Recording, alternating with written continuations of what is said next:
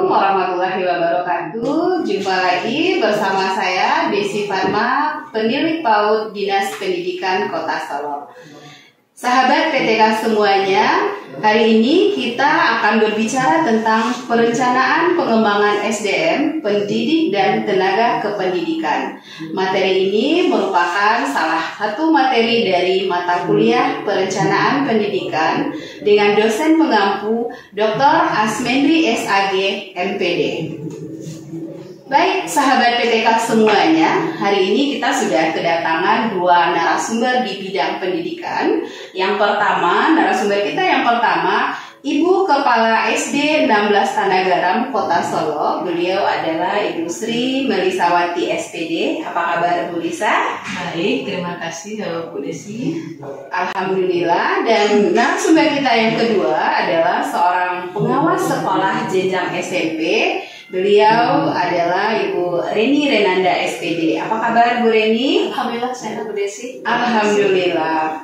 Baik sahabat PTK semuanya, sumber daya manusia merupakan komponen utama dan sebagai penentu keberhasilan dan kegagalan dalam suatu organisasi atau lembaga pendidikan. Lembaga pendidikan sangat membutuhkan SDM yang kompeten agar dapat menunjang keberhasilan dan pencapaian tujuan. Karena itu, lembaga pendidikan perlu melakukan suatu perencanaan pengembangan SDM dalam mengoptimalkan peran dan fungsi pendidikan dan tenaga kependidikan yang diinginkan untuk masa yang akan datang. Baik, Bu Reni dan Bu Lisa, kalau kita lihat dari pengertian ya SDM tadi. Nah, di sini saya ingin bertanya kepada Bu Reni dan Bu Lisa, apa sebenarnya konsep dasar dari perencanaan pengembangan SDM, pendidik dan tenaga kependidikan? Mungkin Bu Lisa dulu yang pertama, silahkan Ibu. Oke, baik.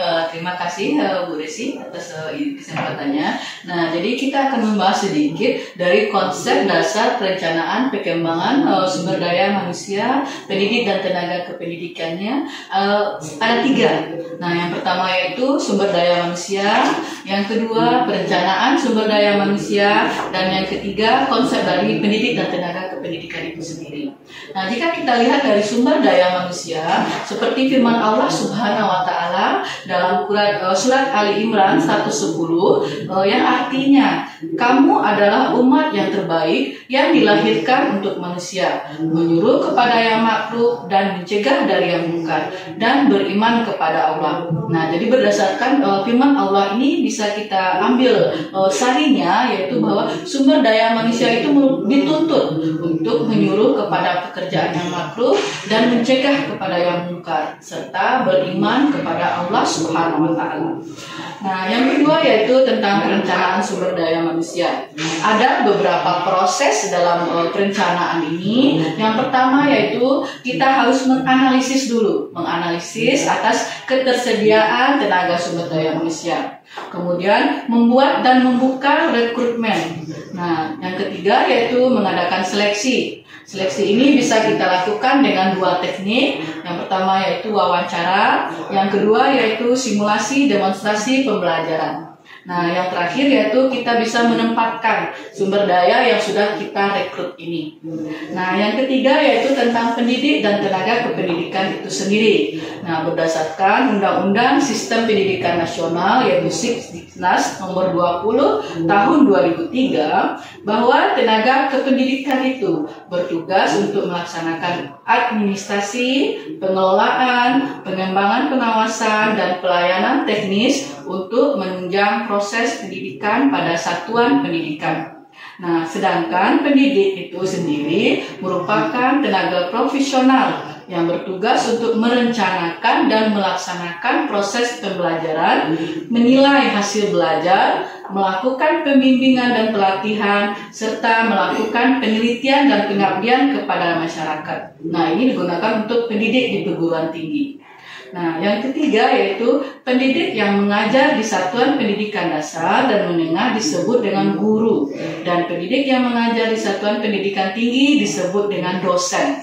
dan ketentuan ini diatur menurut undang-undangnya sendiri. Nah, demikian Ibu Desi tentang konsep pengembangan sumber daya manusia ini. Iya, terima kasih Bu Lisa. Jadi bisa kita sebut bahwa SDM ini merupakan sebagai human capital ya Bu Lisa, karena memiliki peran yang besar di dalam suatu modal utama di dalam suatu organisasi atau instansi pendidikan. Ya, lebih penting dari finansial itu sendiri. Iya, lebih besar peranannya dibandingkan dengan finansialnya, modal finansialnya. Ya. Baik, terima kasih Bu Lisa. Nah, ada satu lagi yang menjadi pertanyaan saya, Bu Lisa. Kita sudah tahu ini konsep dasar perencanaan SDM pendidik dan tenaga kependidikan. Nah, yang menjadi pertanyaan saya itu tujuan. Nah, apa tujuan dan bagaimana tahapan dari perencanaan pengembangan SDM pendidik dan tenaga kependidikan ini? Nanti mungkin bisa juga ditambahkan oleh Bu Reni. Silakan Bu Lisa. Oke, baik Bu Desi. Nah, di sini kita akan bahas sedikit tentang tujuan pengembangan sumber daya manusia ini. Ini berkaitan dengan tujuan organisasi atau institusi itu sendiri. Nah, makanya rencana strategis yang dijadikan sebagai program-program yang dirancang selalu berkaitan dengan visi dan misi dari institusi itu sendiri. Nah, adapun beberapa tahapan dari program pengembangan sumber daya manusia ini sendiri, yaitu yang pertama kita harus menentukan dulu kebutuhannya, kemudian kita tentukan sasarannya, kemudian kita tentukan isi dari program itu. Nah, kita identifikasi apa prinsip-prinsip belajar yang diterapkan dari institusi itu sendiri, kemudian kita melaksanakan programnya, dan terakhir kita evaluasi apakah program tersebut telah berhasil atau tidak. Nah, demikian Bu Lisa. Baik, terima kasih Bu Lisa. Jadi tujuan utama dari pengembangan SDM adalah untuk meningkatkan produktivitas kerja. Ya, meningkatkan juga dengan tujuan dan program dari institusi tersebut. Iya, jadi semakin tinggi produktivitas kerja SDM dari suatu organisasi atau institusi pendidikan, itu akan meningkatkan kualitas dari institusi tersebut. Begitu ya, Bu Lisa? Iya, tepat sekali. Ya, baik, terima kasih Bu Lisa. Mungkin kita akan beralih ke Bu Reni ya. Iya. Nah, kita sudah tahu konsep dasar, tujuan, dan tahapan. Nah sekarang saya ingin tahu seperti apa atau bagaimana dari program perencanaan pengembangan SDM pendidik dan tenaga pendidikan itu sendiri. Silahkan Ibu Reni. Ya, terima kasih Bu Desi. Nah, seperti yang disampaikan Ibu Lisa tadi, Bu Desi ya, kita sudah tahu nih bagaimana prinsipnya pengembangan SDM ini. Bagaimana kita melihat apa sih tujuan tadi ya pengembangan gitu ya, karena kita tidak bisa membuat program tanpa jelas apa sih yang akan kita capai dari sebuah tujuan pelaksanaan programnya. Nah, jadi ada beberapa rancangan program perencanaan dalam pengembangan SDM pendidikan ini. Di antaranya kita melihat dulu bagaimana analisis. Kita analisis dulu apa sih yang dibutuhkan dari misalnya sekolah ya, kita lihat aja sekolah, apa yang dibutuhkan sekolah berkaitan dengan visi misi yang disampaikan oleh Ibu Lisa tadi. Nah, di sini bisa ada beberapa program perencanaan SDM yang bisa kita rencanakan. Di antaranya mungkin pelatihan yang bisa kita berikan ke guru atau kepala sekolah yang berkaitan untuk peningkatan SDM-nya.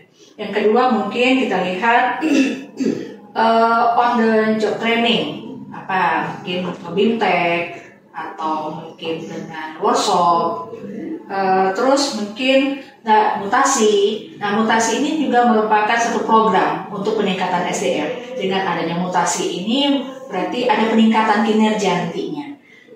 Mungkin selanjutnya coaching dan mentoring.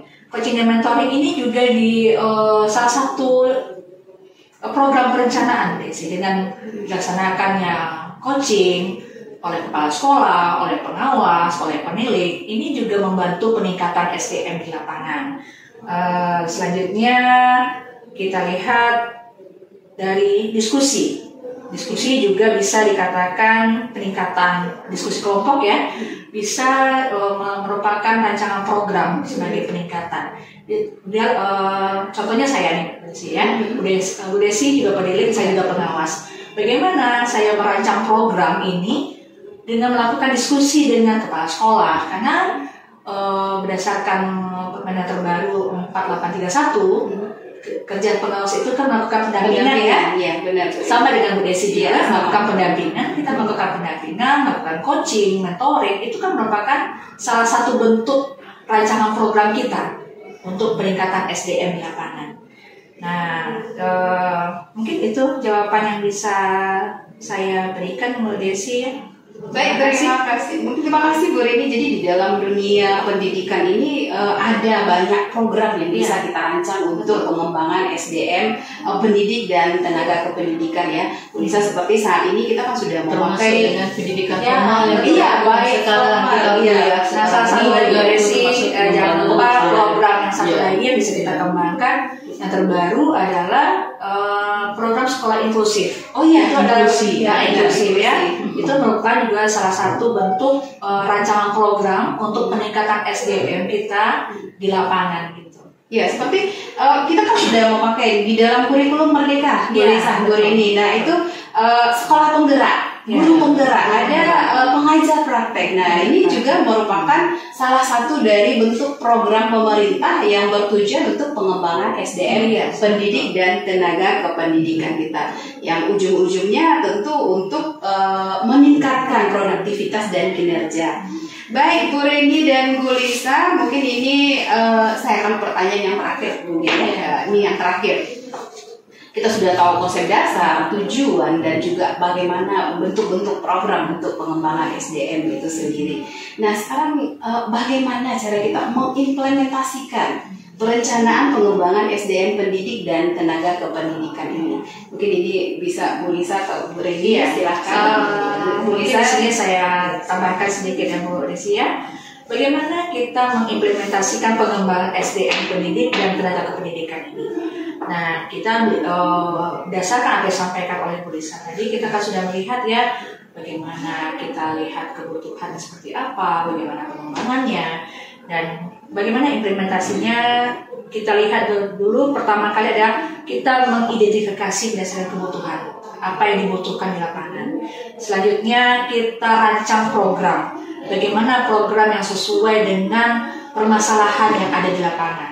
Bisa saja permasalahan itu berkaitan tentang kinerja guru, atau tentang pembuatan media, atau pengembangan dirinya. Nah, itu kita rancang dulu program yang tepat seperti apa. Selanjutnya, kegiatan ini harus dilaksanakan berkelanjutan. Ada program yang sudah dibuat ini harus ada kelanjutannya seperti apa. Terus kita lihat dari kepemimpinan dan manajemen. Nanti kita lihat bagaimana kepemimpinan kepala sekolah, memimpin sebuah sekolah. Selanjutnya adanya kolaborasi. Nah, mungkin itu tambahan dari saya. Mungkin ada tambahan dari Bu Lisa. Baik, terima kasih Bu Reni. Mungkin bisa ditambahkan oleh Bu Lisa, silakan Bu Lisa. Baik, terima kasih Bu Desi dan Bu Reni. Mungkin ada beberapa hal dalam hubungannya dengan kolaborasi tadi itu. Nah, jadi guru-guru di sekolah itu biasanya sekarang ini menggunakan komunitas belajar. Nah, komunitas belajar itu sendiri merupakan tempat atau wadah untuk guru-guru melakukan kolaborasi, menyelesaikan masalah-masalah yang mereka temui di sekolah. Nah, yang ketiga yaitu lanjutannya ada inovasi dan teknologi. Nah, guru-guru kita rancang saat ini untuk menguasai teknologi, apalagi murid-murid mungkin sekarang ini udah biasa dengan teknologi, penggunaan teknologi. Jadi guru-guru juga harus lebih dari murid-muridnya dalam penguasaan teknologi ini. Nah, ada juga dukungan psikososial. Nah, ini berkaitan biasanya kalau di sekolah itu kita dukung terutama kesejahteraan guru-guru kita perhatikan juga keluarganya. Nah, kita dukung secara psikologinya. Kemudian ada evaluasi hasil. Nah, jadi program pengembangan ini kita evaluasi dan kita monitoring terakhirnya. Kita refleksikan apakah ini sudah sesuai dengan tujuannya, apakah sudah berhasil atau belum. Nah, juga penyesuaian. Nah, kita harus fleksibel dalam melaksanakan program ini. Mungkin pada saat kita melaksanakan program ada beberapa hal yang berubah di tengah jalan. Jadi kita fleksibel dan kita sesuaikan dengan hal-hal atau tantangan-tantangan yang yang kita hadapi. Demikian saja. Bu Baik, Desi. terima kasih. Ya, terima kasih Bu Lisa, Bu Ya, Reni. sama-sama. Jadi ketika kita akan mengimplementasikan perencanaan pengembangan SDM pendidik dan tenaga kependidikan, jadi yang pertama kita harus memetakan ya, kan Bu Reni, seperti kata Bu Reni tadi, kita petakan dulu apa yang kita butuhkan. Nah, kemudian baru setelah itu ketika kita telah melakukan perencanaan pengembangan dan telah melaksanakannya, mengimplementasikannya, jangan lupa untuk dievaluasi. Iya.